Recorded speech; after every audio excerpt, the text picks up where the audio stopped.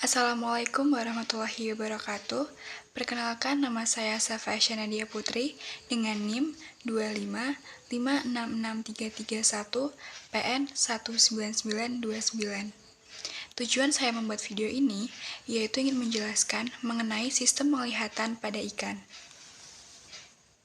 Dimulai dengan pengertian sistem penglihatan pada ikan. Sistem penglihatan pada ikan yaitu sistem sensorik yang terdiri dari mata dan jalur saraf yang memungkinkan ikan mendeteksi, merespons, dan memproses rangsangan cahaya di lingkungan akuatik. Selanjutnya, mengapa penglihatan sangat penting bagi ikan? Yang pertama, mencari makan dan mangsa. Yang kedua, menghindari predator. Yang ketiga, navigasi dan orientasi. Yang keempat, komunikasi sosial dan reproduksi. Dan yang terakhir ada beradaptasi dengan lingkungan akuatik yang beragam. Yang selanjutnya terdapat bagian anatomi dari mata ikan.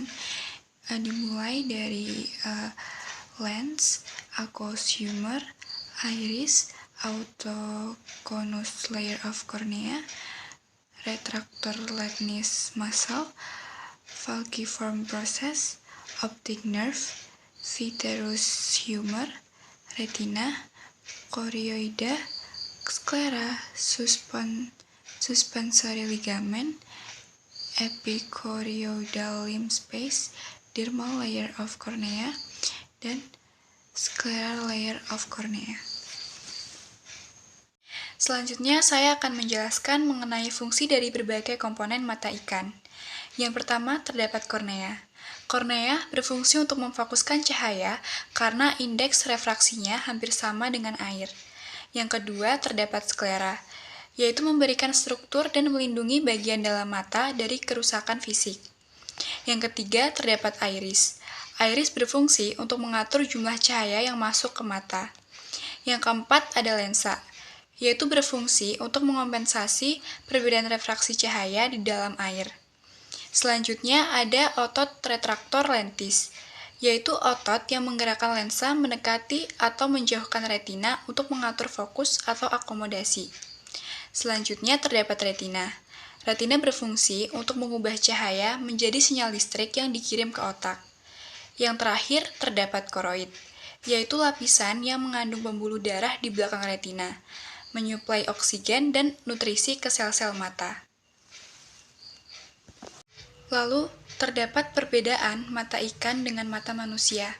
Yang pertama dari bentuk lensanya. Mata ikan memiliki lensa yang hampir bulat sempurna dan sangat cembung, sedangkan mata manusia memiliki lensa yang lebih pipih dan elastis. Yang kedua, kornea. Kornea ikan hampir tidak membebaskan cahaya karena indeks biasnya mirip dengan air. Sedangkan pada manusia, kornea bertanggung jawab untuk sebagian besar pembiasan cahaya karena perbedaan indeks bias antara udara dan jaringan kornea sangat besar. Yang terakhir terdapat kelopak mata.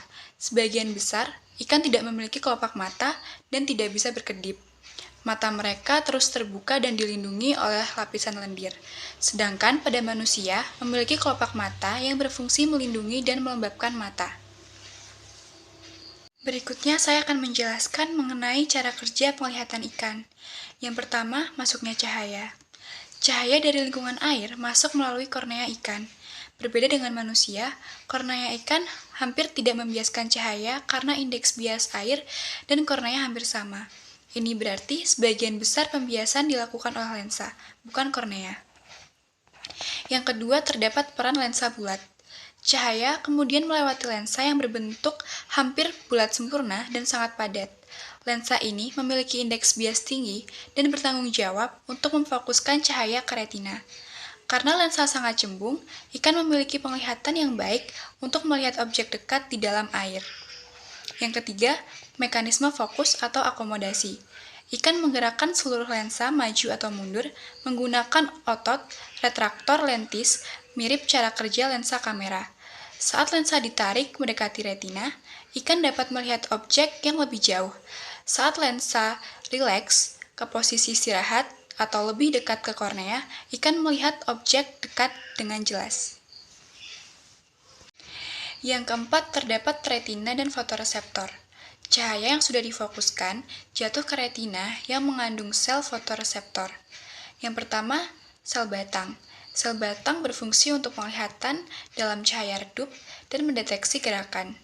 Sedangkan sel kerucut untuk penglihatan warna dan detail, dan tidak semua ikan memilikinya. Distribusi sel-sel ini bervariasi tergantung habitat ikan. Ikan air dangkal cenderung memiliki lebih banyak sel kerucut untuk melihat warna. Sedangkan ikan laut dalam memiliki lebih banyak sel batang untuk sensitivitas cahaya maksimal.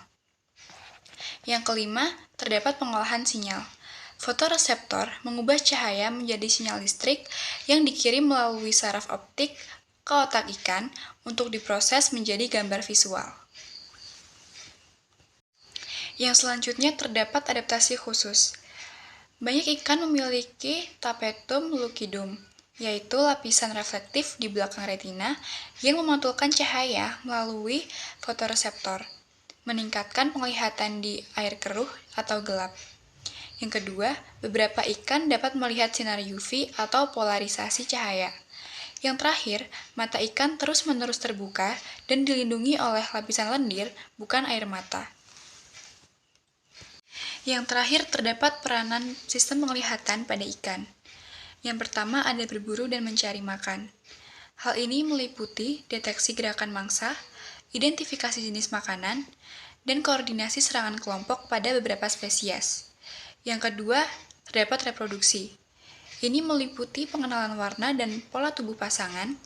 Yang kedua, ritual kawin visual. Dan yang terakhir, pemilihan pasangan berdasarkan tampilan visual. Yang terakhir, ada sosial dan komunikasi. Hal ini meliputi pengenalan hierarki sosial, membaca bahasa tubuh ikan lain, dan koordinasi gerakan dalam kawanan nual. Berikut adalah materi yang dapat saya sampaikan. Kurang lebihnya mohon maaf. Wassalamualaikum warahmatullahi wabarakatuh.